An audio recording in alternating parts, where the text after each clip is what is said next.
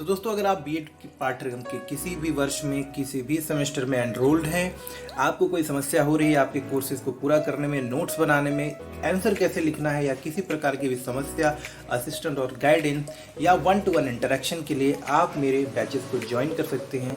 Batches join करने का simple और सरल तरीका है, आप मुझे व्हाट्सएप कर सकते हैं इस नंबर पे with your name and your year. आप किस सेमेस्टर में है इतना बताएं और बस लिखें I want to join premium courses. मैं आपको अपने प्रीमियम बैच में ज्वाइन कर दूंगा। तो नमस्कार दोस्तों, और स्वागत है आपका आपके YouTube चैनल बीएड एग्ज़ाम पर। और जैसा कि मैंने आप सभी से वादा किया है कि जितने भी प्रीवियस ईयर क्वेश्चन हैं सबके विद सॉल्यूशन आपके साथ में मैं डिस्कशन करूंगा।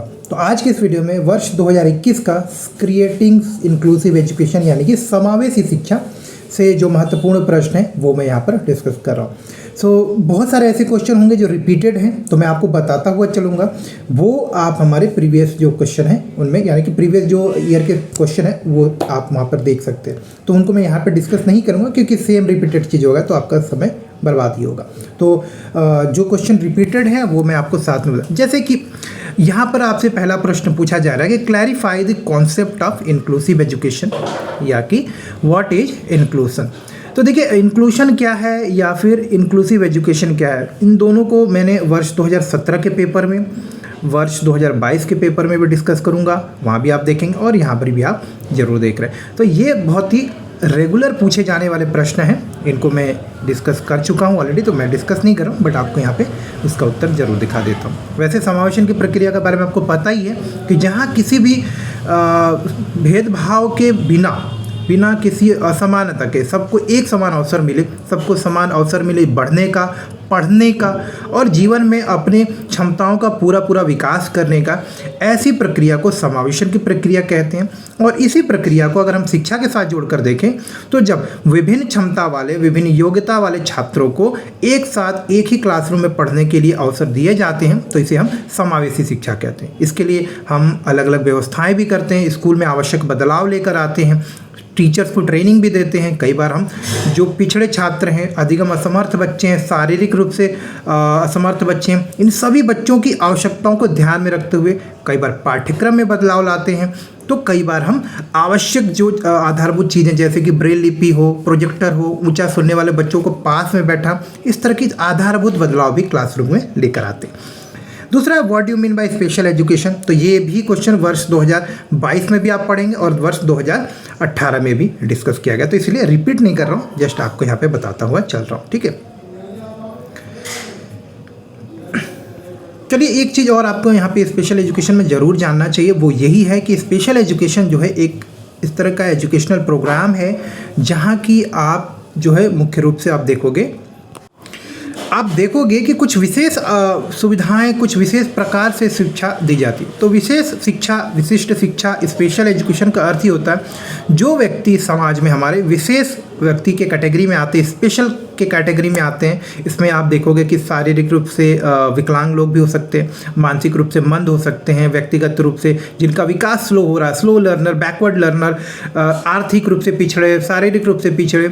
तो ऐसा कोई भी जो कि शिक्षा के क्षेत्र में पिछड़ गया है या जिसकी शारीरिक आवश्यकता अलग है या जिसे आगे बढ़ने के लिए विशेष सहायता और योगदान की जरूरत हो, ऐसे सभी लोगों को, ऐसे समूह को हम विशेष वर्ग कहते हैं। तो विशेष वर्ग के लिए जब शिक्षा की व्यवस्था की जाती है तो इस प्रकार की शैक्षिक व्यवस्था को भी हम विशेष शिक्षा कहते हैं। विशेष शिक्षा में आप देखोगे कि व्यक्तिगत आवश्यकता को समझकर व्यक्तिगत शिक्षण प्रारूप बनाए जाते हैं, यानी कि इंडिविजुअलाइज्ड इंस्ट्रक्शन प्रोग्राम बनाए जाते हैं। 10 बच्चे तो हो सकता है 10 अलग अलग बच्चों को अलग अलग तरीके से पढ़ाया जाए। दूसरा, जितने भी समावेशन के सिद्धांत होते हैं उनका पालन किया जाता है, किसी के साथ कोई भेदभाव नहीं किया जाता। अगर कोई किसी विषय को 4 दिन में पढ़ सकता है तो उसे 4 दिन पढ़ाने का पूरा प्रयास किया जाता है। उनके लिए इंस्ट्रक्शन में, पढ़ाने के तरीके में आवश्यक बदलाव लाया जाता है। उनको पढ़ने में जिस चीज़ों से सुविधा हो उन चीज़ों को लाने का प्रयास किया जाता है, शिक्षण में उन चीज़ों को ऐड किया जाता है। तो समावेशन के सिद्धांत को पूरी तरह से लागू करने का प्रयास किया जाता है। इसमें स्पेशली ट्रेंड, जो कि शारीरिक क्षमता को समझने वाले टीचर हों, शारीरिक क्षमता के अनुरूप उस अक्षमता को ध्यान में रखते हो कैसे शिक्षित किया जाए, इसमें योग्य, इसमें कुशल टीचर वो होते हैं विशेष शिक्षा में शिक्षक के रूप में कार्य करने वाले। इसमें रिलेटेड सर्विसेज भी होते हैं, जो भी हो सकता है, उनके इलाज की बात हो, उनके पुनर्वास की बात हो, शारीरिक सुविधाएं या शारीरिक जो योजनाएं हैं उनका लाभ कैसे ले सकते हैं, उनमें फॉर्म कैसे भर सकते हैं, ऐसी बहुत सारी बातें सिखाई जाती हैं। उसके बाद जब स्पेशल नीड वाले लोग होते हैं, चाहे वो छात्र हों, जब उनकी एक समय के बाद में लगता है कि उसमें कुछ इम्प्रूवमेंट है, तो उन्हें फिर मुख्य धारा के स्कूल में या मुख्य समाज में जोड़ने का प्रयास भी किया जाता है। तो ट्रांजिशन प्लानिंग भी तैयार होती है। आपको लग रहा है कि अब बच्चा समाज में थोड़ा घुलने मिलने योग्य हो गया है, स्कूली शिक्षा को अब लेने योग्य हो गया, तो सामान्य वातावरण में, सामान्य विश्वविद्यालय में उनको भेजने का भी प्रयास किया जाता है। चलिए, प्रश्न संख्या 3 है, वो मैं आपको दिखाता हूँ। प्रश्न संख्या 3 है, ये देखिए, सारे क्वेश्चन मैं बहुत डिटेल में आपके लिए बनाता हूँ, तो प्लीज़ अगर अच्छा लगता हो तो लाइक ज़रूर किया करिए, अपने दोस्तों के साथ शेयर भी किया करिए। ये प्रश्न भी write down 4 characteristics of gifted children बार बार पूछा गया, कई बार पूछा गया, तो मैं रिपीट नहीं कर रहा हूँ, बस आपको दिखा देता हूँ कि इनमें बहुत तीव्र योग्यता होती है, नेतृत्व कौशल अच्छा होता है, ये जल्दी चीज़ों को सीखते हैं, इनमें अंदर विचारों की गहनता गहराई होती है, इनमें बहुत ही अच्छा ऑब्जर्वेशन का स्किल होता है, भाषा शैली बहुत उन्नत होती है, संचार कौशल बहुत अच्छा, यानी कि कम्युनिकेशन स्किल बहुत अच्छा होता है, अच्छे अच्छे विचार इनके अंदर आते हैं, नए नए क्रिएटिव आइडियाज़ होते हैं, एक ही विषय के ऊपर ये अलग अलग दृष्टिकोण से सोच सकते हैं, अपना विचार प्रस्तुत कर सकते हैं।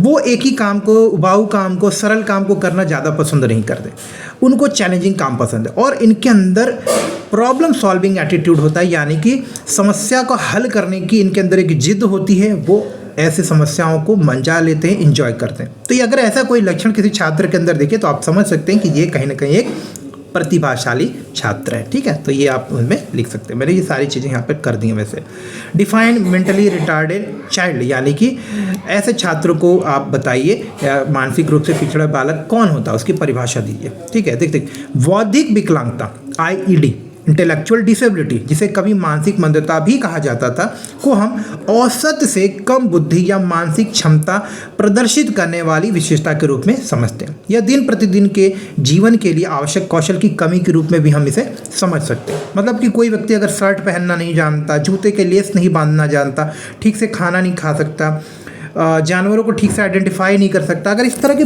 आधारभूत चीज़ों में भी अगर किसी व्यक्ति को कमी है, तो आप कह सकते हो कि ये व्यक्ति जो है कहीं ना कहीं बौद्धिक अक्षमता से ग्रसित है, कहीं ना कहीं उसे बौद्धिक विकलांगता है।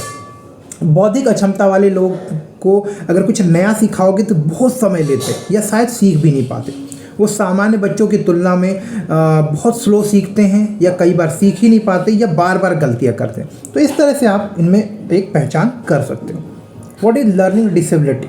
लर्निंग डिसेबिलिटी यानी अधिगम असमर्थता। देखिए, अधिगम असमर्थता कोई बीमारी तो नहीं है, लेकिन कई बीमारियों के कारण जरूर होता है। तो अधिगम अक्षमता या असमर्थता का अर्थ होता है कि जो कुछ भी आपको सिखाया जा रहा है उसे आप सीख नहीं पा रहे हैं, या उसको न सीख पाने की आपके अंदर योग्यता ही नहीं, मतलब सीख ना पाने की आपके अंदर योग्यता ही नहीं। तो अयोग्य होना किसी चीज़ को सीखना, या बहुत स्लो तरीके से सीखना, या बहुत आंशिक रूप से बहुत कम सीख पाना, ये सारे लक्षण जो है अधिगम अक्षमता, अधिगम असमर्थता के होते हैं।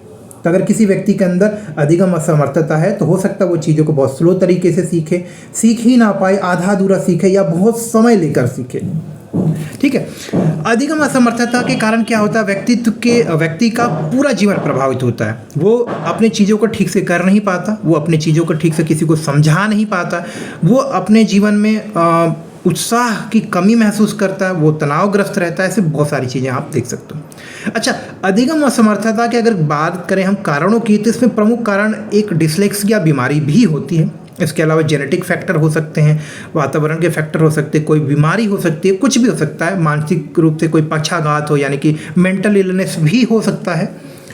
तो इससे होता क्या है कि सीखने की अक्षमता जो है वो आप देखोगे कि बच्चों में होती है। अब सीखने की क्षमता को अगर आप थोड़ा सा समझना चाहोगे, कैटेगराइज करना चाहोगे, तो आप देखोगे कि सीखने की क्षमता को हम समझ सकते हैं भाषा के समझ। तो बोले जाने वाली भाषा को सुनना, समझना और उसे ठीक से न बोल पाना भी कहीं ना कहीं अधिगम असमर्थता हो सकती है। ये उसके लक्षण है। लिखित भाषा को पढ़ना, लिखना व वर्तनी के रूप में बोल पाना या कर पाना अगर कोई नहीं कर पा रहा है तो ये भी अधिगम असमर्थता है। इसके अलावा बेसिक जो गणित के सवाल है, बेसिक गणित के जो उपयोग है, अगर वो ना कर पाएँ आप, अवधारणाओं को ना समझ पाएँ, वैज्ञानिक दृष्टिकोण को ना समझ पाएँ, तो ये भी कहीं ना कहीं आपके अंदर अधिगम असमर्थता को दर्शाता है। इसके अलावा अगर आप ठीक से तर्क नहीं कर सकते, तर्क करने के आधार पर निर्णय नहीं ले सकते, कई सारे विकल्पों में से एक अच्छा विकल्प अगर नहीं चुन सकते, तो ये सब भी कहीं ना कहीं मानसिक मंदता या आप बोल सकते अधिगम असमर्थता को दर्शाता है। प्रश्न संख्या 6 है, व्हाट इज इमोशनल इंटेलिजेंस। देखिए ये नया प्रश्न है लेकिन इस बार के लिए बहुत महत्वपूर्ण है। इमोशनल इंटेलिजेंस को EQ भी कहते हैं, इमोशनल क्वोशिएंट भी कहते हैं। और ये क्या होता है, ये किसी व्यक्ति की इस भावनात्मक कौशल को दर्शाता है। भावनात्मक बुद्धि को हम भावनात्मक भागफल या EQ के रूप में भी जानते हैं। यह तनाव को दूर करने का किसी व्यक्ति के अंदर कितनी क्षमता है, वो कितने प्रभावी ढंग से अपनी बातों को रखता है यानी कि संवाद करता है, दूसरों के साथ आप कितनी सहानुभूति पूर्ण रूप से आप रहते हैं, किस प्रकार से आप दूसरे के भावनाओं को बेहतर समझ सकते हैं, चुनौतीपूर्ण वातावरण में कैसे आप अपने आप को संभालते हो, सही विकल्प ढूंढते हो और समस्या का समाधान करते हो, आगे बढ़ते हो। ये सारी चीज़ें भी जो है कहने की आपके संवेगात्मक बुद्धि को प्रदर्शित करते हैं। आपके अंदर कोई चुनौती है, कोई टेंशन वाला विषय, आप शांत हो, संघर्ष कर रहे हो, लड़ रहे हो और जीत रहे हो, तो ये कहीं ना कहीं आपके अंदर संवेगात्मक बुद्धि को प्रदर्शित करता है।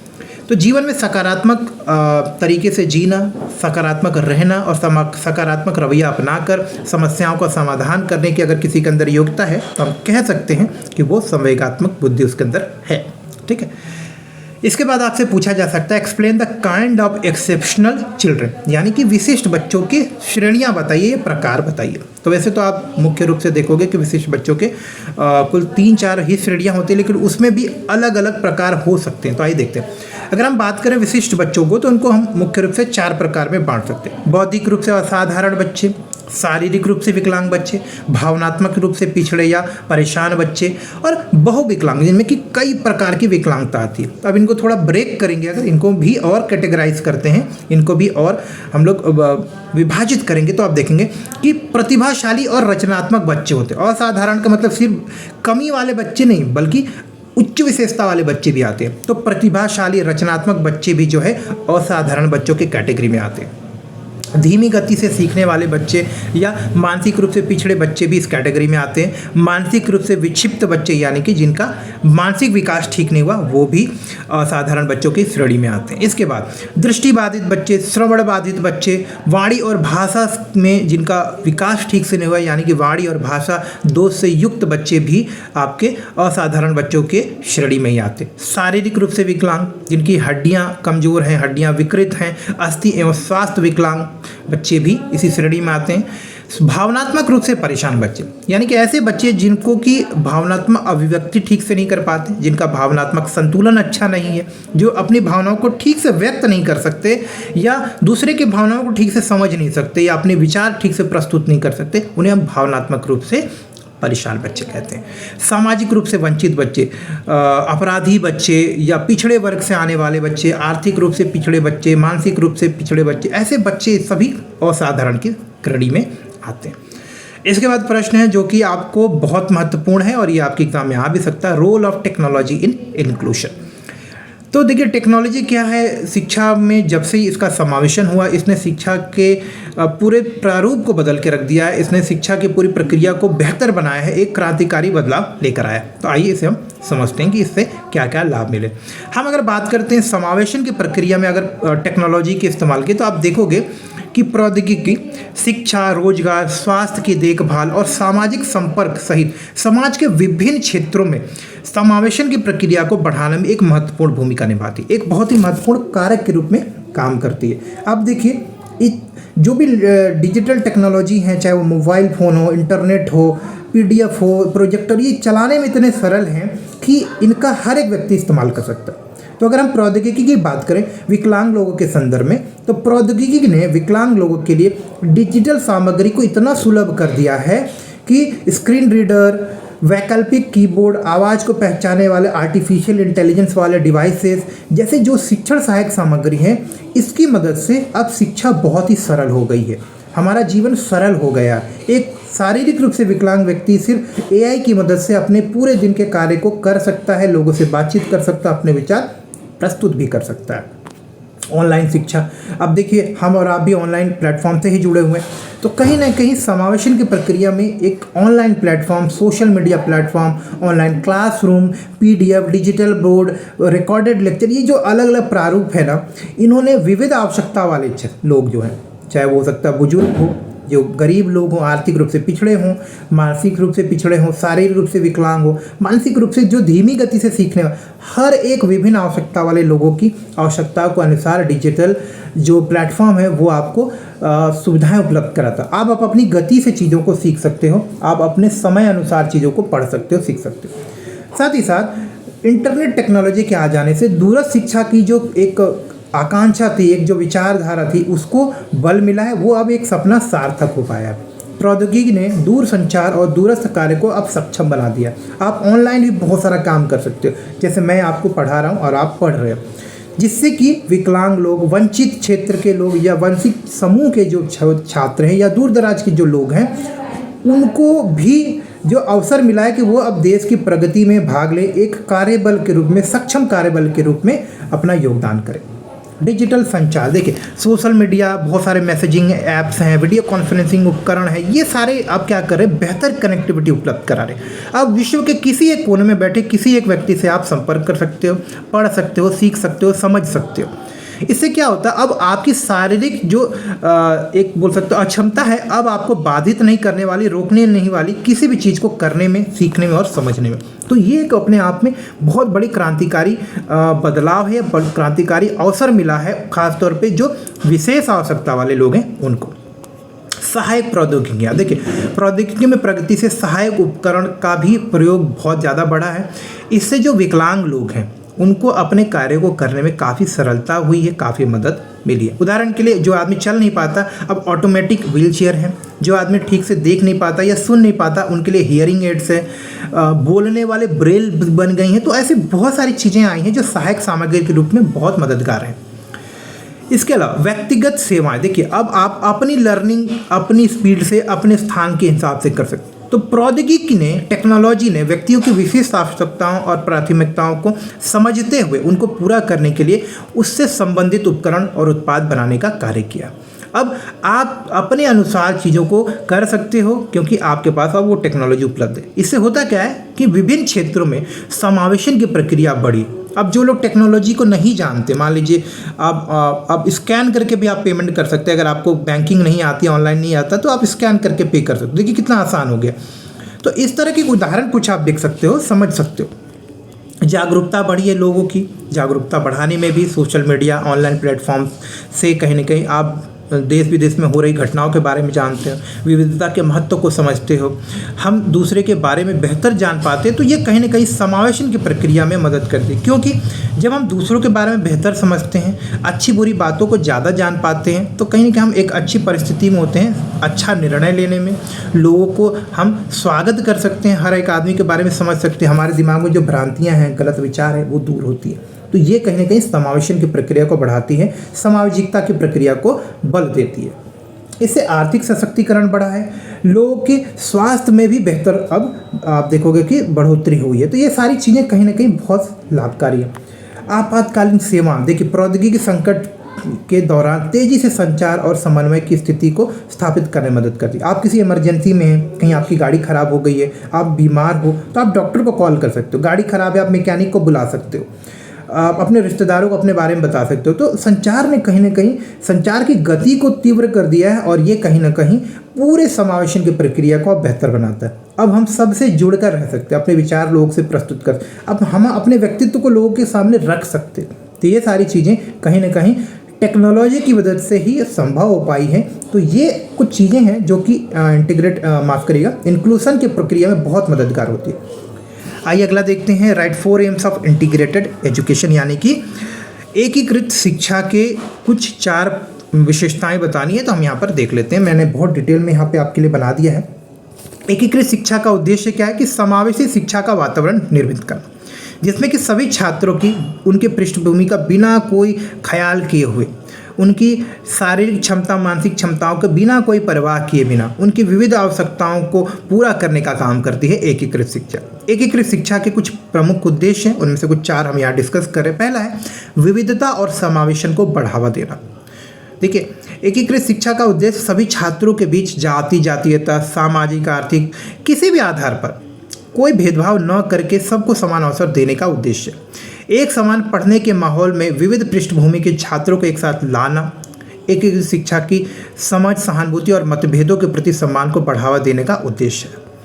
शिक्षा तक समान पहुंच सबके लिए सुनिश्चित करना, यानी कि समाज में जितने भी लोग हैं जो शिक्षित होने योग्य हैं, जिनको शिक्षा लेनी चाहिए, उन सब तक शिक्षा के अवसरों को उपलब्ध कराना कहीं न कहीं एकीकृत शिक्षा का उद्देश्य है। तो शिक्षा के रास्ते में आने वाली जितने भी बाधाएं हैं उनको दूर कर उचित सहायता और मार्गदर्शन प्रदान करना एकीकृत शिक्षा का उद्देश्य है। और एकीकृत शिक्षा का उद्देश्य शैक्षिक परिणामों में बेहतरी लाना भी है।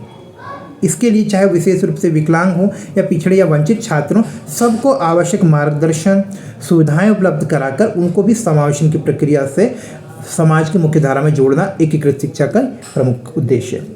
सीखने के परिणामों को और बेहतर करना, सीखने में आपको नई नई चीज़ें सीखना, उसको और बेहतर करने में मदद करना भी कहीं ना कहीं एकीकृत शिक्षा के उद्देश्य है। समावेशी समाज के लिए छात्रों को तैयार करना। देखिए, एकीकृत शिक्षा का उद्देश्य में यह भी है कि राष्ट्र निर्माण में आप किस प्रकार से योगदान कर सकते हैं, आप समाज के योगदान कैसे कर सकते हैं। तो एकीकृत शिक्षा का उद्देश्य छात्रों को सहानुभूति संचार सहयोग और समस्या समाधान जैसे आवश्यक जीवन कौशलों को बढ़ावा देकर एक समावेशी समाज में भागीदारी के लिए तैयार करना है। विविध पृष्ठभूमि और क्षमता वाले छात्रों के बीच बातचीत और दोस्ती को बढ़ावा देकर एकीकृत शिक्षा समावेशन की संस्कृति विकसित करती है, जो कि कक्षा में शायद हो ना पाए और कक्षा से बाहर भी बहुत काम आती है। ये पूरे समुदाय में इसका प्रभाव आपको देखने को मिलेगा। तो जब आप क्लासरूम में एक समावेशन के माहौल को बनाते हो तो ये आप समाज में भी लेकर जाते हो, अपने परिवार में भी लेकर जाते हो, अपने व्यावसायिक क्षेत्र में भी लेकर जाते हो। तो ये सारे कुछ प्रमुख उद्देश्य थे। आखिरी प्रश्न है 10 नंबर की, what do you mean by mental health. ये नया प्रश्न है लेकिन ये आपके एग्जाम के पॉइंट ऑफ व्यू से बहुत इंपॉर्टेंट, इसलिए मैंने डिटेल में आपके लिए आंसर बनाया। मानसिक स्वास्थ्य से आप क्या समझते? देखिए, मानसिक स्वास्थ्य का तात्पर्य है किसी व्यक्ति के मनोवैज्ञानिक भावनात्मक और सामाजिक स्तर पर अच्छा होना। इसमें जीवन के विभिन्न पहलुओं को हम शामिल कर सकते हैं, जैसे कि व्यक्ति कैसे सोचता है, कैसे व्यवहार करता है, उसका स्वास्थ्य कैसा है, वो लोगों के साथ कैसे जीवन जी रहा है, उसकी आर्थिक स्थिति कैसी, वो धार्मिक रूप से कितना अच्छा है। ऐसे बहुत सारे पक्षों को हम इसमें कंसल्ट करते हैं। तो अच्छा मानसिक स्वास्थ्य होना व्यक्ति को जीवन में सफल बनाने में मदद करता है, तनाव से मुक्त रखने में सहायक होता है और कहीं न कहीं एक उत्पादक व्यक्ति के रूप में, एक अच्छे नागरिक के रूप में आपको आगे बढ़ने में मदद करता है। तो मानसिक स्वास्थ्य के कुछ प्रमुख घटक हैं, जैसे कि आप भावनात्मक रूप से अगर स्वस्थ हैं तो आप मानसिक रूप से स्वस्थ कहलाएंगे। अगर आपकी सामाजिक स्वास्थ्य अच्छा है, यानी कि आपके आसपास के लोगों के साथ आपके संबंध अच्छे हैं, आप सामाजिक रूप से आपको पहचान है, लोग आपको सम्मान करते हैं, आप लोगों का प्रेम कर पाते हैं, तो ये भी कहीं ना कहीं आपकी सामाजिक स्वास्थ्य को दर्शाता है। संज्ञानात्मक कार्यप्रणाली, अगर आप मानसिक रूप से अच्छे हैं, आपकी मेमोरी अच्छी है, आप समस्या समाधान में अच्छे हैं, आप पढ़ते लिखते जो है वो अच्छे से समझ पाते हैं, पढ़ाई लिखाई में अच्छा हैं, तो कहीं ना कहीं आप संज्ञानात्मक रूप से भी स्वस्थ हैं। व्यवहारिक स्वास्थ्य, व्यवहारिक पैटर्न आदतें मानसिक स्वास्थ्य परिणामों को प्रभावित करती है। नियमित व्यायाम, पर्याप्त नींद और संतुलित भोजन जैसे स्वस्थ व्यवहार समग्र कल्याण में मदद करते हैं, जबकि मादक द्रव्यों का सेवन, गलत जो आचरण होते हैं, ये कहीं ना कहीं आपको तनाव की ओर लेकर जाते हैं। तो ये सब आपके मानसिक स्वास्थ्य पर नकारात्मक प्रभाव डाल सकते हैं। तो ये कुछ पहलू हैं जो आपके मानसिक स्वास्थ्य से जुड़े हुए, और मानसिक स्वास्थ्य को आप इसी तरह से बता सकते हो। तो अगर आपको अच्छा लगा वीडियो तो प्लीज़ शेयर करिएगा दूसरों के साथ।